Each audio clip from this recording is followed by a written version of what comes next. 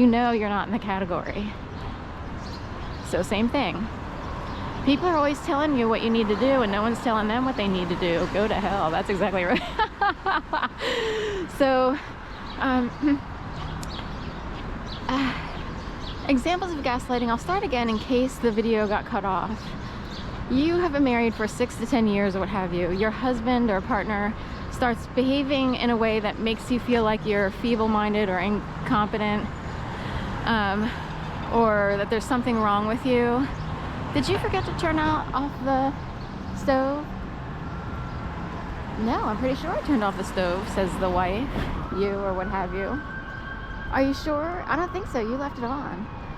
And this pattern continues for, you know, over the course of a month, and you are certain that you turned everything off, everything's fine. And he keeps saying, no, it was on. I got home and the oven was on, so maybe you need to see a doctor. And what do you say to that? It would be like, maybe you need to check yourself into a drug rehab or a mental institution. I don't know why you're doing this. So one solution to that is to actually take a picture or a recording. It is now 8 o'clock in the morning. I'm turning the oven off.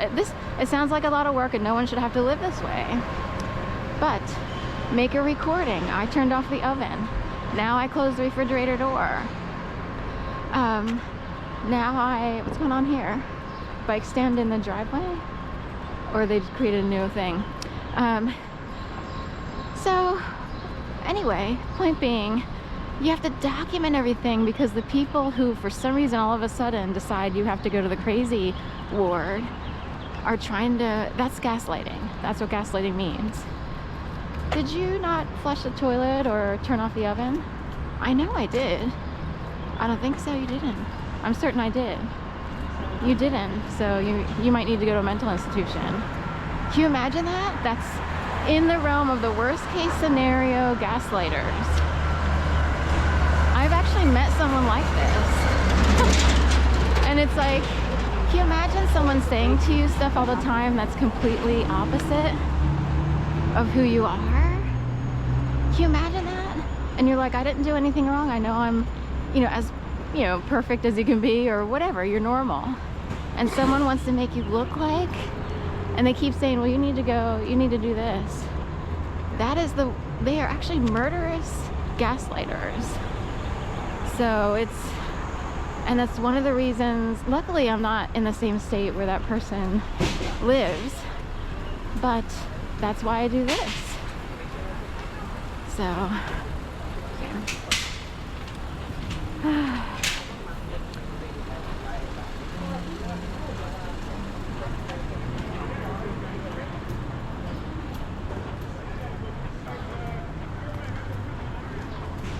I already checked into it. I was curious why they were here. So.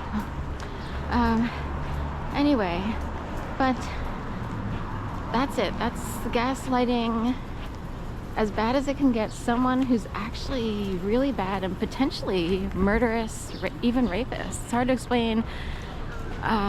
If you meet a personality like this, it's like, whoa, we gotta get out of here right quick. Anyway, I've witnessed people doing all kinds of things.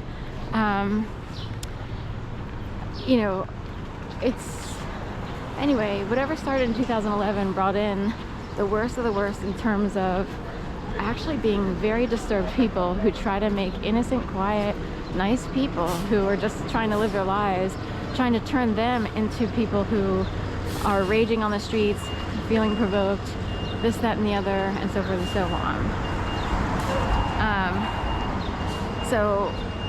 What's going on? Is it a drug problem for some people, or how do they find you? It would be like predators find you. Right here at the corner.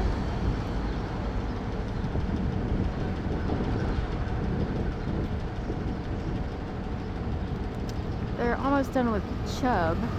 You wouldn't want to bring your date around this area if you're trying to woo a woman. Never bring her close to the Chubb Institute or whatever.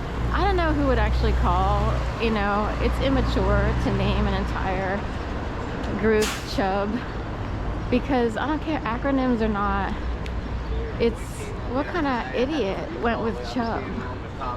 It's dumb, you know what I mean?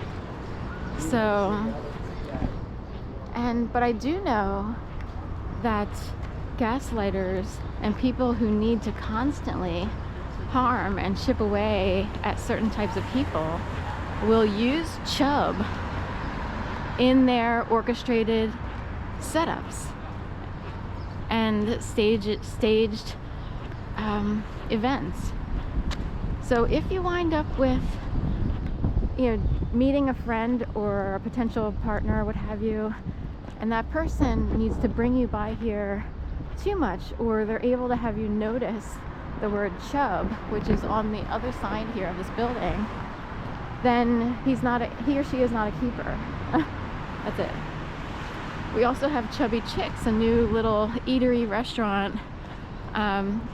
It's technically in the neighborhood on the 1100 block of whatever, Walnut. And it seems like in good fun, cute, like the owner, maybe she was called Chubby and she went to, but still, if someone brings you with bad intentions, malintended, and say you're chubby and the person says, I know, let's go to Chubby Chicks, and they say it in such a way that's like, that's odd,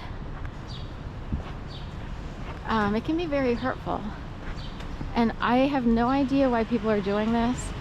I didn't totally grow up with this. There was a divorce situation. We had divorce, desegregation, and drugs really became the norm in our community where I lived, in a little quiet Newark, Delaware community in the 70s. Anyway, those, you know, are hurtful enough, but I don't know the normal people who I came in contact with daily. You know, I did go to my dad's every other weekend and, you know, sort of had to put up with step siblings and a stepmother.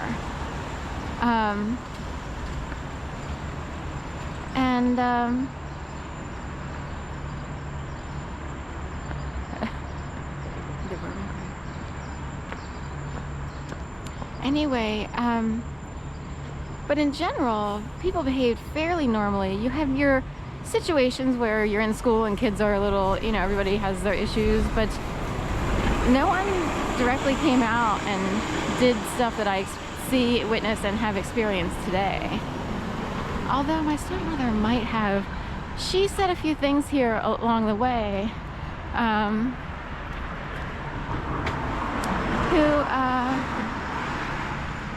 you know, that sort of messed up my world. And she didn't let, you know, there's, in some cases you let the natural course of things take their course, and she has maybe said some provocative things here or there, and in a way it's gaslighting or bullying. It's upsetting someone who isn't even your kid. And I'm sorry to say, biologicals know each other on a very high level. They just do. I don't, you know, if you created a child, you know them, the child knows you, you're on the same wavelength, period. You might not love everything everybody does, but you understand them on a level that's